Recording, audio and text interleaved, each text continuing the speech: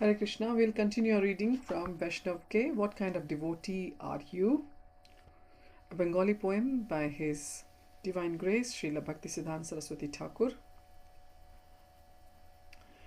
And the verse translation and quotes are by Srila Prabhupada and commentary by His Holiness Jayapataka Swami. Mukam Karoti Vachalam Pangum Langhayate Girim Yat Kripatamam Bande Shri Gurum Din Tarinam Paramananda Madhavam Shri Chaitanya Ishwaram Hari Om Tat Sat.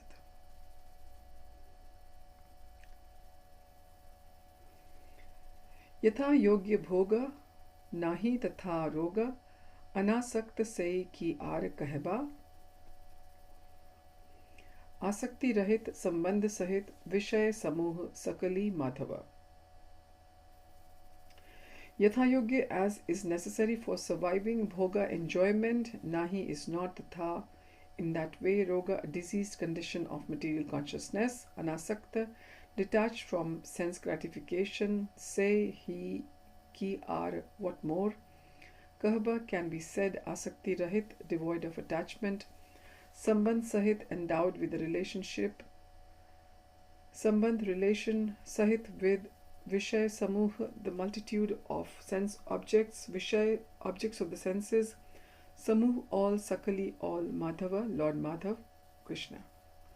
Translation: material facilities and gratification of the senses experienced while acting for self-preservation or in the faithful execution of one's duties in Krishna consciousness are not the cause of fall down into materialistic consciousness. Rather, such a purely engaged devotee is truly detached from sense gratification. What more shall I say? The pure devotee acts in Krishna consciousness without attachment to the objects of the senses, remaining conscious of his relationship as the eternal servitor of Lord Krishna, the Supreme Personality of Godhead. The pure devotee is fixed in his attachment to rendering pure devotional service to the Lord, and thus he sees all apparently material objects of sense enjoyment as non-different divine energies of Lord Madhav, Krishna, that is, they are seen in terms of how they can be utilized in the devotional service to Lord Madhav and not according to their material sense gratificatory value. This verse further clarifies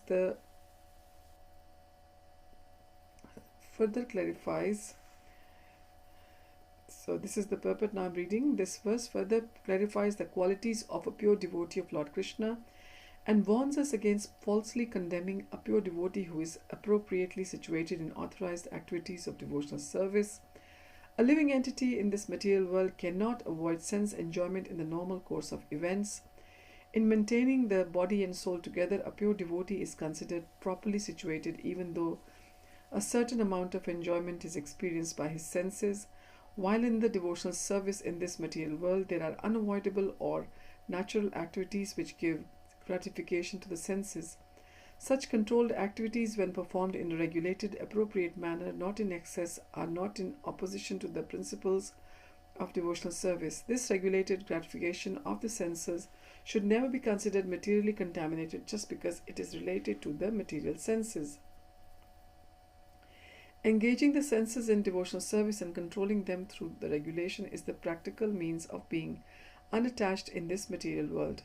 One cannot live in the material world without eating or sleeping, and the Vedic literatures have also sanctioned regulated family life for pure devotees. The criterion is not whether a sense perception gratifies or not, but whether the senses are engaged in an authorized manner in devotional service. If so, there is no material defect in these activities, as all the Vedic literatures confirm.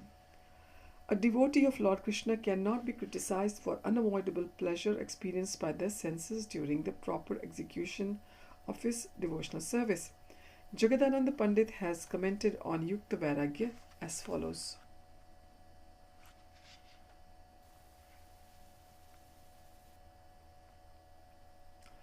सकले ए करीबेन युक्त वैराग्य आश्रय कृष्ण भजिबेन बुझी संबंध निश्चय संबंध निर्णय है आलंबन बोध शुद्ध आलंबन हाइले हाया प्रेमेर Prabodh Preme Krishna bhaje se bapera Thakura, preme shunya jiva kevala chanchera kukura, Krishna bhakti ache yaras Vaishnav se jana, Grih chhadi bhiksha kare na kare bhajan, Vaishnav baliya tare na kar ganana. Everyone should take the shelter of Yukta Vairagya by engaging in the authorized renunciation of practicing devotional service to Lord Krishna. A devotee will certainly realize his relationship with the Lord. By realization of one's relationship as a servitor of Lord Krishna, one becomes a surrendered soul to the Lord. By pure surrender and dedication, one realizes pure love for Krishna or Krishna Prem. Any person who worships Lord Krishna in pure love is worshipable even by his material father. On the other hand, a living entity without any love for the Supreme Personality of Godhead is worthy of as much respect as a dog. Whoever has devotion to Krishna is a Vaishnava, whether a householder or renunciate. However, if someone renounces hearth and home and becomes a mendicant, wandering from house to house begging but performs no devotional service to Krishna, that person is never considered a Vaishnava. So this was the translation of the Prema Vaivarta by Jagdananda Pandit.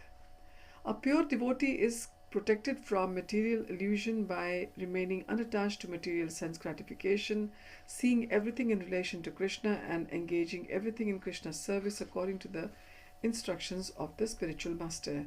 He uses everything in the service of Krishna, including both what is materially enjoyable and what may not be enjoyable, therefore realizing everything as non-different from the Supreme Personality of Godhead, Krishna. This is real oneness with God. Engaging everything in Krishna consciousness places everything on the same absolute platform of spiritual quality. In the Bhagavad Gita 4.24, Lord Krishna describes Brahmarpanam Brahma Havir Brahmagno Brahmana Hutam Brahmeva Tena Gantavyam Brahma Karma Samadhina.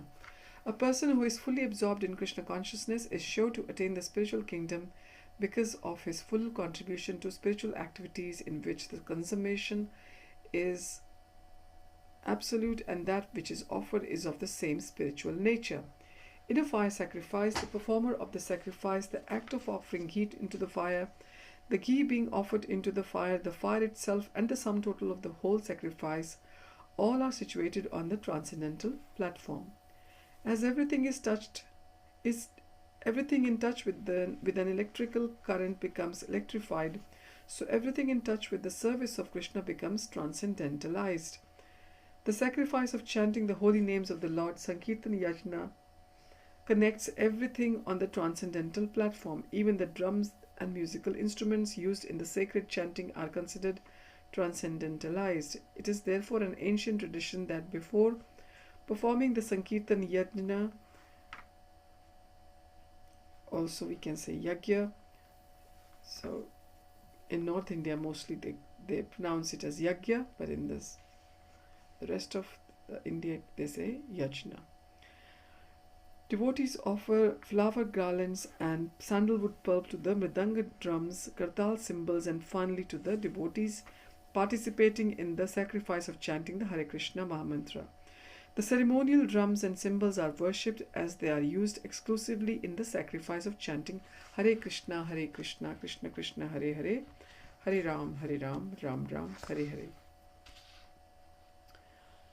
And thus they are considered sacred paraphernalia of the sacrifice. So whatever is connected with the transcendental sacrifice or devotional service of the Lord, even if it is apparently material, is understood to be on the transcendental platform and therefore worshipable. This ceremony clearly acts as a living example of how activities performed according to the spiritual principles of Krishna consciousness. Even activities that are apparently material are never contaminated like normal material activities. Srila Rupa Goswami has given clear instructions in this regard. Iha yasya harer dasya karmana manasa gira nikhilasva api avasthasu Jivan Mukta Sa Uchyate. A person acting in the service of Krishna with body, mind, intelligence, and words is a liberated person even within the material world, although he may be engaged in many so-called material activities. This is from Bhakti Rasamrita Sindhu 1.2.187. So its translation goes, so the purport further goes like this: one who engages his mind, words and activities in the service of the Lord Krishna, also utilizing any material objects in that service, is never to be considered materially bound. He is spiritually liberated even while living in this world, because he is doing everything for Krishna. Real detachment is to remain attached in pure devotion to Lord Krishna and to be always conscious of one's relationship as an eternal servitor of the Lord. In this purified consciousness, all apparent objects of enjoyment are experienced as non-different from Lord Krishna by the pure devotee due to the powerful influence of Bhakti Yoga. Running away from the society of devotees and seeking shelter in a secluded place when one meets with awkward situations or conflicting personalities may outwardly seem to be an act of detachment, but is in fact a sign of material attachment. Real detachment comprises tolerating difficulties that may arise when one is engaged in activities for the higher purpose of serving and satisfying Lord Krishna. Just as a devotee accepts enjoyable material objects or favorable situations in Krishna's service without yielding to the temptation to exploit them merely for sense pleasure, one must, on the other hand, tolerate the unavoidable unpleasantries which are liable to be experienced while living in this material world. Tolerance also means that a pure devotee must remain detached when a beautiful member of the opposite sex comes within vision. It is natural for the physical body to be agitated for sensual enjoyment, but a devotee avoids falling prey to running after gratifying these physical desires. For instance, a preacher tries to engage conditioned souls in Lord Krishna's devotional service. Considering their plight in conditioned life, even a particular conditioned soul is physically very attractive. The preacher avoids thinking of gratifying the senses by constantly bringing the mind back to Krishna consciousness. Having the correct outlook and proper surrendered consciousness, a bhakti yogi can surmount any difficulty, even one which would be an unbearable temptation to the most self-controlled yogi on another yoga path. A pure devotee can face every obstacle and use everything as a way to enhance his service to Krishna. Therefore, factually, pure devotion has no material obstacles. There is no situation which the material energy can conjure up that can interrupt a devotee's devotional service. If he simply keeps the mind fixed on pure devotional service, which is possible for a humble devotee who remains always dependent on the mercy of Supreme Personality of Godhead. In this poem, Srila Bhaktisiddhanta Saraswati Thakur specifically addresses the mind because of its potential to create difficulties for the aspiring devotee. If the mind is colored by the enjoying mood, then the aspiring devotee loses clarity of vision and begins to desire wealth, women, or position. Therefore, the mind must be protected from deviating from devotional service to avoid contaminating the consciousness. When the mind is properly controlled through devotional service, nothing external can impede one's progress back to Godhead. So, we can see that the mind can be properly controlled only by the devotional service. Lord Krishna is also known as Madhav because he protected his devotees from the attacks of the Madhu demon. Similarly, Lord Madhav will protect the aspiring devotee from attacks of the illusory energy if he remains attached to the Lord's pure devotional service and Krishna conscious association. In such association, everything is non-different from Lord Krishna, as it is all under the shelter of his lotus feet. A pure devotee sees everything in relation to Lord Krishna. Indeed, for the devotee, the objects of this material world are no longer objects of enjoyment. He has realized that Lord Krishna's divine energy is available for utilization in his pure devotional service. In this way, the devotee sees everything in relation to Lord Krishna. The Lord then delivers his surrendered devotees to a place beyond the entanglement of his material energy.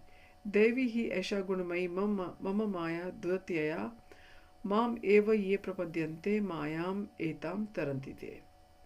The divine energy of mind. This divine energy of mind, consisting of the three modes of material nature, is difficult to overcome, but those who have surrendered unto me can easily cross beyond it. This is from Bhagavad Gita, chapter 7, verse number 14. And we will resume our reading next time from verse number 13. Thank you for joining. Hari Om Tat Sat. Hare Krishna. Srila Prabhupada Ki Jai.